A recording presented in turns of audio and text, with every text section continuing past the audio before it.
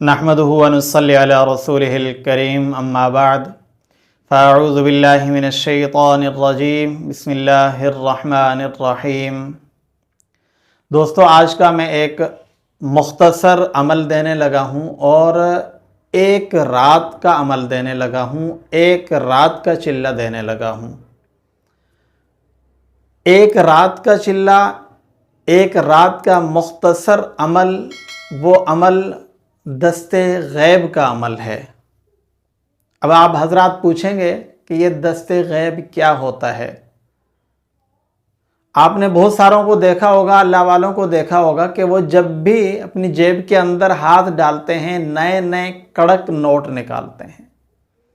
कहीं भी किसी भी जगह अगर चले जाएं तो कहीं से नाकाम नहीं होते, वो आगे आगे रिस्क उनके पीछे पीछे होता है, वो आगे आगे होते हैं, मुकद्दर उनके पीछे पीछे होता है। जहां पहुंचते हैं वहां से कभी नाकाम नहीं लौटते। जो ये अमल कर ले, रिस्क की इतनी फरावानी होती है कि आपकी जहां सोच ख़त्म होगी उस सोच से भी ज़्यादा आपको रिस्क की फरावानी होगी। कभी आपको तंग दस्ती नहीं होगी, आपकी नस्लों को कभी परेशानी नहीं आएगी। एक मुख्तसर और पुरअसर दस्ते गैब का एक अमल देने लगा हूं। आप जब ये अमल करेंगे, एक ही रात का अमल है, एक ही रात का चिल्ला है, जब ये आप अमल कर लेंगे तो इंशाअल्लाह आप भी, मगर यकीन के साथ, पुख्ता यकीन के साथ करना, पूरी तवज्जो, ध्यान और यकसुई के साथ करना।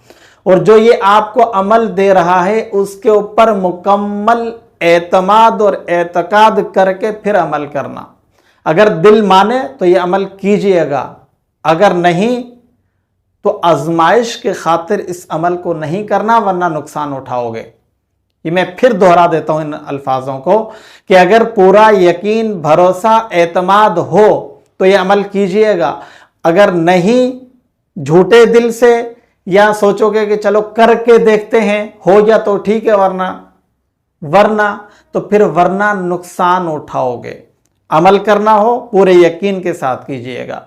अब अमल क्या है?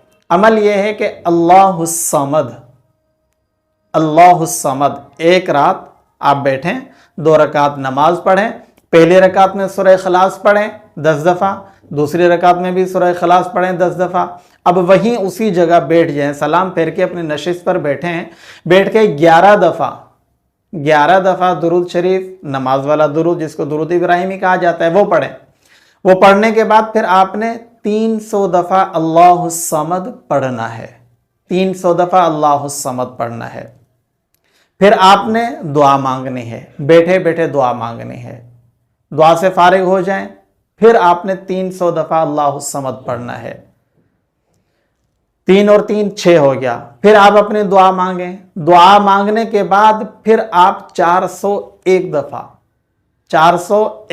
फिर आप अल्लाहुस समद पढ़ें। इसकी टोटल तादाद 1001 बनेगी। और फिर आप दोबारा 11 दफ़ा दुरूद शरीफ पढ़ें, दुरूद इब्राहिमी पढ़ के फिर आप सजदे में चले जाएं और अपने मकसद की दुआ मांगें। दुआ मांग ली, अब वहीं बैठे हुए एक कागज़ और पेन आपके पास पहले से होना चाहिए। अगर मुश्क और ज़ाफ़रान हो तो बहुत अच्छा है, मुश्क नहीं है, अवेलेबल नहीं है, मुश्क बहुत महंगा है, तो आप ज़ाफ़रान की स्याही वगैरह पहले से बना लें। अगर वो भी नहीं है तो लाल कलर का कोई पेन वगैरह ले लें, तो उससे आप अल्लाहुस समद को अलग अलग हुरूफों के अंदर लिखें, अलिफ लाम लाम हा, इसी तरीके से अलग अलग हुरूफों के अंदर अल्लाहुस समद एक लाइन में, फिर दूसरी लाइन में, फिर तीसरी लाइन में 13 दफ़ा अल्लाहुस समद लिखें। लिख के इसको बंद करें और ये कागज़ आप अपने पास रख लें।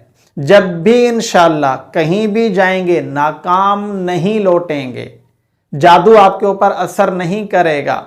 अगर कोई दुश्मन हमला करने की कोशिश करेगा, ज़ाहिरी या बातनी, तो वो हमला नहीं कर पाएगा, उसके सामने अंधेरा छा जाएगा। और आपका हाथ जब भी आप जेब में डालेंगे तो कभी भी खाली नहीं आएगा।